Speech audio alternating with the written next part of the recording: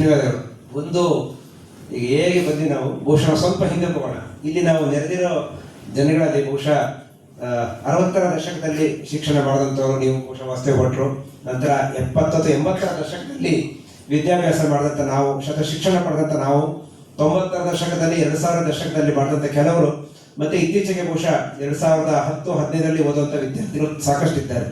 ನಾವು ಪ್ರತಿ ಸಲ ಹೇಳ್ಕೊತಾ ಇವೆ ಅಂದ್ರೆ ಬಹುಶಃ ನೀವು ಅನ್ಕೋಬಹುದು ನಮಗೆ ದೊರೆತಂತ ಮೆಸ್ಟರು, ನಮಗೆ ದೊರೆತಂತ ಶಿಕ್ಷಣ ಬಹುಶಃ ನಮಗೆ ಸಿಗ್ಲಿಲ್ಲ ಅಥವಾ ನಮ್ಮ ಜನರೇಷನ್ ಸಿಗ್ಲಿಲ್ಲ. ನಾವು ಅನ್ಕೋತಾ ಇರ್ತೀವಿ ನಮ್ಮ ಮಕ್ಕಳು ನೋಡಿದಾಗ ಅಯ್ಯೋ ನಮ್ಗೆ ಎಂತ ಅದ್ಭುತವಾದ ಶಿಕ್ಷಣ ಸಿಕ್ತು, ಎಂತ ಅದ್ಭುತವಾದ ವಾತಾವರಣ ಸಿಕ್ತು, ಅಥವಾ ಮುಂದಿನ ಪೀಳಿಗೆ ನೋಡಿದಾಗ ನಮ್ಮ ಮಕ್ಕಳು ಅನ್ಕೋಬಹುದೇನೋ. ಆದ್ರೆ ಈ ರೀತಿಯಾಗಿ ಶಿಕ್ಷಣನೇ ಬದಲಾಗ್ತಾ ಇದೆಯಾ ಅಥವಾ ಶಿಕ್ಷಣದ ರೀತಿ ಬದಲಾಗ್ತಾ ಇದೆಯಾ, ಕಲಿಸುವ ರೀತಿ ಬದಲಾಗ್ತಾ ಇದೆಯಾ, ಇದು ಮುಂದೆ ಹೇಗೆ ಹೋಗ್ಬೋದು ಅಂತ ಭಯ ಆಗುತ್ತೆ ಈ ಜನರೇಷನ್ ಇರೋದ್ರಿಂದಾಗಿ. ಇದ್ರ ಬಗ್ಗೆ ಸ್ವಲ್ಪ ಬೆಳಕು ಚೆಲ್ಬೋದು.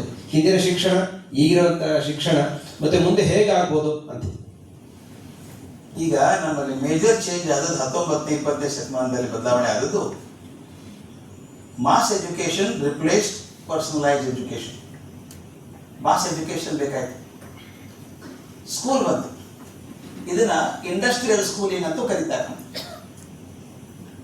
ಈಗ ನಾವು ದಯವಿಟ್ಟು ನೋಡಿ, ಎಲ್ಲ ಶಾಲೆಯಲ್ಲಿ ಬೆಂಚ್ ಹೆಂಗೆ ಇಟ್ಟಿದ್ದಾರೆ, ಒಂದರಿಂದ ಒಂದು ಬೆಂಚ್ ಇರುತ್ತೆ. ನೋಡಿದ್ದೀರಾ? 1 rho, 2nd rho, 3rd rho, 4th rho. ಇದು ಎಲ್ಲಿಂದ ಬಂದದ್ದು ಗೊತ್ತಾಯ್ತು?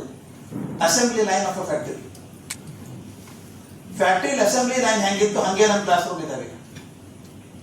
ಅದೇ ರೀತಿ ಮಾಡೋದು ನಾವು ಪಾಠ. ಅಲ್ಲಿ ಜನರಿಗೆ ಇನ್ಸ್ಟ್ರಕ್ಷನ್ಸ್ ಕೊಡ್ತಾ ಇದ್ರು, to follow the machine, you operate the machine, these are the rules required ಅಂತ. ಅದಕ್ಕೆ ಇದನ್ನು ಇಂಡಸ್ಟ್ರಿಯಲೈಸ್ ಸ್ಕೂಲಿಂಗ್ ಅಂತ ಕರೀತಾರೆ. ಅಂದ್ರೆ 40 ಜನ ಹುಡುಗರು ಒಂದು ರೂಮಲ್ಲಿ ಹಾಕ್ಬಿಡೋದು, ಒಬ್ಬರೇ ಟೀಚರ್. ದಯವಿಟ್ಟು ಗಮನಿಸಿ, ಒಬ್ಬ ಟೀಚರ್ ಬಂದು 40 ಜನ ಮಕ್ಕಳಿಗೆ ಪಾಠ ಮಾಡ್ತಾರೆ. ಟೀಚರ್ ಒಂದು ಟೀಚಿಂಗ್ ಸ್ಟೈಲ್ ಅಂತ ಇದೆ, ಒಂದು ಕಲಿಸುವಂತ ರೀತಿ ಇದೆ. ಆದ್ರೆ ಕ್ಲಾಸಲ್ಲಿ 40 ಲರ್ನಿಂಗ್ ಸ್ಟೈಲ್ಸ್ ಇದಾವಲ್ಲ, 40 ಮಕ್ಕಳು ಬೇರೆ ಬೇರೆ ರೀತಿ ಕಲಿತಾರೆ, ಒಬ್ಬರೇ ಕಲಿಯೋಲ್ಲ.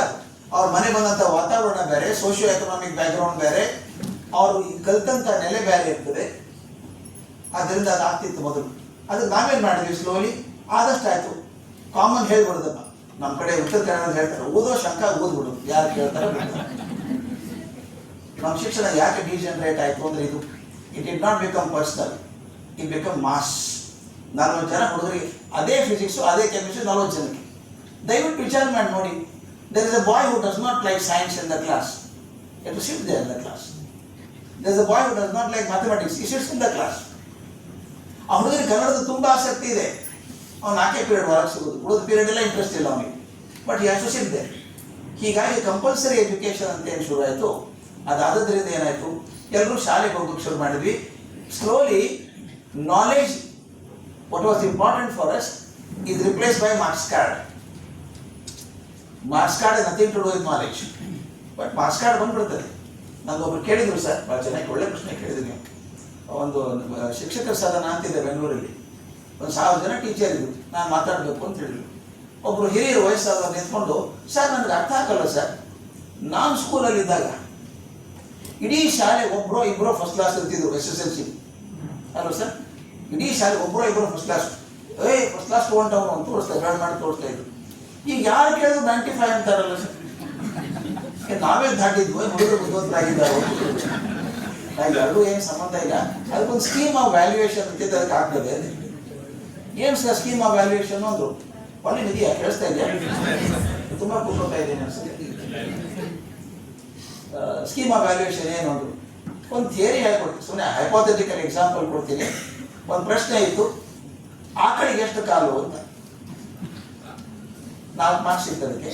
ಒಬ್ಬ ಹುಡುಗ 3 ಅಂತ ಬರಲ್ಲ, ಪೇಪರ್ ತಪಾಸಣೆ ಕೋಪ ಬಂದು, ಏನ್ರಿ ಇವನು ಆಕಳಿಗೆ ಎಷ್ಟು ಕಾಲು ಗೊತ್ತಿಲ್ಲ, 0 ಹಾಕ್ಬಿಡ್ಲಾ ಅಂತ ಕೇಳಿದಂತ ಚೇರ್ಮನ್ಗೆ. ಚೇರ್ಮನ್ ಆಗಿ ಹಾಕೋಂಗಿಲ್ಲಪ್ಪ, ಸ್ಕೀಮ್ ಆಫ್ ವ್ಯಾಲ್ಯೂಯೇಷನ್ ನೋಡು, each rate carries a mark.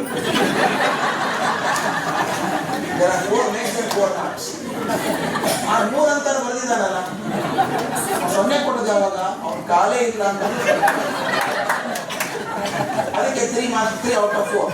That means for a stupid answer he got 75% marks. ಇದು ವ್ಯಾಲ್ಯೂಯೇಷನ್ ಆಗೋದು ಹಾಗೆ. ಇನ್ನೂ ಹೇಳ್ತೀನಿ ಕೇಳಿ, I am not ridicule in the system. ಅದು ಹಂಗೆ ಆಗ್ಬಿಟ್ಟಿದೆ, ಭಾಳ ಬೇಜಾರಾಗುತ್ತೆ ನನಗೆ. ಮೊನ್ನೆ ಆದದ್ದು ಎಕ್ಸಾಂಪಲ್ ನಾನು ಹೇಳ್ತೀನಿ, ಕಲ್ಪನೆ ಮಾಡ್ಕೊಂಡು ಹೇಳಿದ್ದಲ್ಲ, ಹೋದ ವರ್ಷ ಆದದ್ದು. ಕ್ವಶನ್ ಪೇಪರ್ ಕ್ವಶನ್ ಇದೆ ಬಯಾಲಜಿ ಪೇಪರಲ್ಲಿ, draw the picture of heart and label the parts ಬಂದದ್ದು 4 ಮಾರ್ಕ್ಸ್. ಆ ಚೇರ್ಮನ್ ನನಗೆ ಹೇಳ್ತಾನೆ, ಈಗ ನೋಡಿ ಸರ್ ಪರಿಸ್ಥಿತಿ ನಮ್ದು. ಒಬ್ಬ ಹುಡುಗ draw the picture of heart and label the parts ಅಂತ ಬಂದ್ರೆ ಅವ್ನು ಕಿಡ್ನಿ ತೆಗೆದಿದ್ದಾನೆ. ಕಿಡ್ನಿ ತೆಗೆದು ಅಲ್ಲಿ left ventricle, right ventricle, auricle ಎಲ್ಲ ಬರೀತಾನೆ. ಅವನು ಎಕ್ಸಾಮ್ ತಲೆ ಕೆಟ್ಟಿದ್ರು, ಸರ್ ಇದು ಲೇಬಲಿಂಗ್ ಆದ್ರೂ ಹಾರ್ಟ್ ಇದೆ, ಚಿತ್ರ ಕಿಡ್ನಿ ಇದೆ, ಏನ್ ಮಾಡೋದು ಅಂತ. ತಲೆ ಕೆಡಿಸ್ಕೋಬೇಡ ಅಂದ್ರು. 4 ಮಾರ್ಕ್ಸ್ ಅಲ್ಲ ಇದಕ್ಕೆ, 2 ಮಾರ್ಕ್ ಡ್ರಾಯಿಂಗಿಗೆ, 2 ಮಾರ್ಕ್ ಲೇಬಲಿಂಗ್. ಡ್ರಾಯಿಂಗ್ ಮಾರ್ಕ್ ತೆಗೆದು ಹಾಕೋ, ಲೇಬಲಿಂಗ್ ಹೇಳ್ಕೊಂಡು ಹೋಗು ಅಂದ್ರೆ ಕಿಡ್ನಿಯಲ್ಲಿ ಆರಿಕಲ್ ವೆಂಟ್ರಿಕಲ್ ಕಂಡವರು ಕೂಡ 2 ಮಾರ್ಕ್ ಬರುತ್ತೆ. ಇದಾದ ಸಿಸ್ಟಮ್ ಇದೆ, ಇದಾಗಬಾರ್ದು. ಈ ಮಾರ್ಕ್ಸ್ ಸಿಸ್ಟಮ್ ಆದದ್ದು ಯಾಕೆ ಫೇಲ್ ಆಗ್ತದೆ ಅಂದ್ರೆ system slowly change from knowledge to marks card. Marks ಬರ್ಬೇಕೀಗ, ಜ್ಞಾನ ಬಂತು ಎಲ್ಲೋ ಗೊತ್ತಿಲ್ಲ, ಮಾರ್ಕ್ಸ್ ಬರ್ಬೇಕು. ಇನ್ನೊಂದು ಒಟ್ಟು cater to large number of people, jobs ಇದಾವಲ್ಲ, ಸರ್ಟಿಫಿಕೇಶನ್ ಬೇಕಲ್ಲ ಅವರಿಗೆ. Certification became more important than your knowledge. ಹೀಗಾಗಿ ಆ ಪದ್ಧತಿಯಲ್ಲಿ ನಾವು ಕಳೆದು ಹೋಗ್ಬಿಟ್ವಿ. ನಾವು ಇಂಡಿವಿಜುವಲ್ ಇಂಟೆನ್ಷನ್ಸ್ ಆರ್ ಲಾಸ್ಟ್. ಮತ್ತು ಇನ್ನೊಂದು ದೊಡ್ಡ ಶಾಪ ನಮಗಾದದ್ದು ಅಂದರೆ, ಶಾಪ ಅಂತ ಕರಿಬೇಕು ನಾನು ಅದನ್ನು, ಮಕ್ಕಳು ಆಸಕ್ತಿ ಇಲ್ಲದ ಕೋರ್ಸ್ ಕೂಡ ತಗೊಳ್ಳೋಕೆ ಶುರು ಮಾಡಿದ್ರು. ಇಂಪಾರ್ಟೆಂಟ್ ಡೆವಿಯೇಷನ್ ಇನ್ ಎಜುಕೇಶನ್ ಸಿಸ್ಟಮ್ ಅಲ್ಲಿ.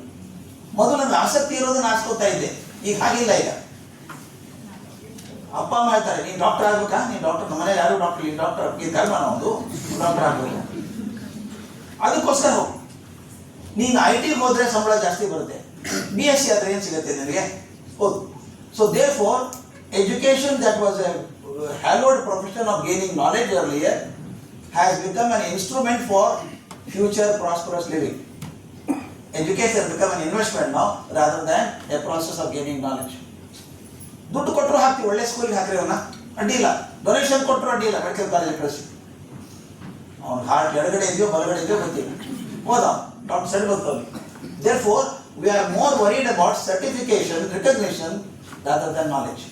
That is the unfortunate part of this school education now. It had to go.